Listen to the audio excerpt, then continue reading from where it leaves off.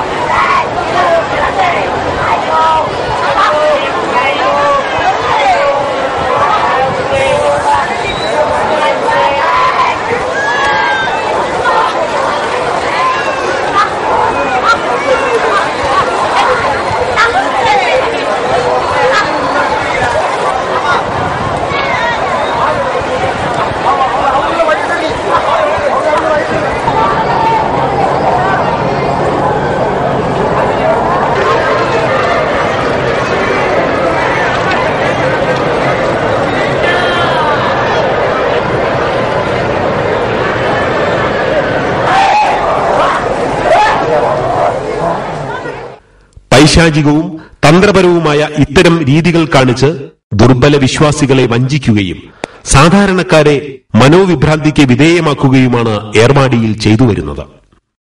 ഈ തട്ടിപ്പിന്റെയും ദുർവൃത്തിയുടെയും തെളിവുകൾ അന്വേഷിക്കുകയും ഇത്തരം നീചവൃത്തികളെ ന്യായീകരിക്കുകയും ചെയ്യുന്നു കേരളത്തിലെ മുസ്ലിയാക്കന്മാർ. ചിലർക്ക് ഇവിടെ എത്തിയാൽ ഇളകും. ശൈത്താനും ജിന്നുമാണ് ഇളകുന്നതെന്ന് ജനം പറയുന്നു.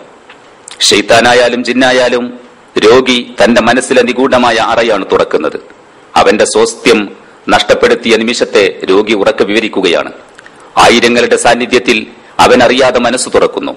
മനസ്സിന്റെ ഭാരങ്ങൾ പൂർണ്ണമായും ഇറക്കിവെച്ച് കഴിയുമ്പോൾ സ്വയം ശാന്തനാവുകയും ചെയ്യുന്നു. സ്വന്തം ശരീരത്തെ ചില രോഗികൾ മർദ്ദിക്കുന്നു. ഒരു പ്രത്യേക അവസരത്തിൽ മാത്രം അവർ ഇങ്ങനെ ചെയ്യുന്നു. പ്രയാസങ്ങൾ ഏറ്റുപറയുന്നതോടൊപ്പം അവർ സ്വന്തം ശരീരത്തെ പീഡിപ്പിക്കുന്നു. ഷോക്ക് ട്രീറ്റ്മെന്റിന്റെ മറ്റൊരു രൂപം. ആരും ആരെയും നിർബന്ധിക്കുന്നില്ല. രോഗി അഭ്യാസിയെപ്പോലെ തലകുത്തി മറിയുന്നു. ഏതോ ആന്തരിക ശക്തി അവനെ നയിക്കുന്നുണ്ട്. അല്ലാതെ സാധാരണ ഒരാൾക്ക് എങ്ങനെയാണ് നിമിഷ നേരം കൊണ്ട് ഇങ്ങനെ അഭ്യാസങ്ങൾ കാണിക്കാൻ കഴിയുന്നത്? അനായാസന ചിലർ മലക്കം മറിയുന്നത് കാണുമ്പോൾ ഇതൊരു തട്ടിപ്പിന്റെ ഭാഗമാകുമോ എന്ന് സംശയിച്ചു പോകും. ജനത്തിരക്കുള്ള വെള്ളിയാഴ്ച രാവിലാണ് ആദ്യമായി ഇത് കാണുന്നത്. അഭ്യാസങ്ങൾ കാണിക്കുന്നവർ നിയന്ത്രിതരാണ്. ചിലർ നിർദ്ദേശങ്ങൾ സ്വീകരിക്കുന്നതായി കണ്ടു. ഇവർ ആരെയും ശ്രദ്ധിക്കുന്നില്ല. തിരക്കിട്ട് ജോലിയിൽ വ്യാപൃതരായവരെ പോലെ. ദർഗാ കമ്മിറ്റി ആളെ നിശ്ചയിച്ചതാകുമോ എന്ന് സംശയം തോന്നി. രാവിലെ വളരെ നേരത്തെ ഞാൻ ദർഗയ്ക്ക് മുമ്പിലെത്തി. മലക്കം മറിഞ്ഞവരുടെ വ്യക്തമായ രൂപം മനസ്സിലുണ്ടായിരുന്നു. അവരെല്ലാം ക്ഷീണിതരായി അവിടെ തന്നെ ഉറങ്ങുന്നു. അന്ന് രാവിലെയും നട്ടുച്ച നേരത്തും പുതിയ ബാച്ചുകൾ അഭ്യാസങ്ങൾ കാണിക്കുന്നു. ഒരാഴ്ച ഏർവാടിയിൽ ചെലവഴിച്ചപ്പോൾ വിവിധ തരക്കാർ അഭ്യാസങ്ങൾ നടത്തുന്നതായി കാണാൻ കഴിഞ്ഞു. നാടൻ പെണ്ണുങ്ങളും കൊച്ചുകുട്ടികളും അനായാസന മറിയുമ്പോൾ ദൃഢമായത് എന്റെ വിശ്വാസമാണ്. സംശയങ്ങൾക്ക് പരിസമാപ്തി. ഇവിടെ ആരെയും പീഡിപ്പിക്കുന്നില്ല.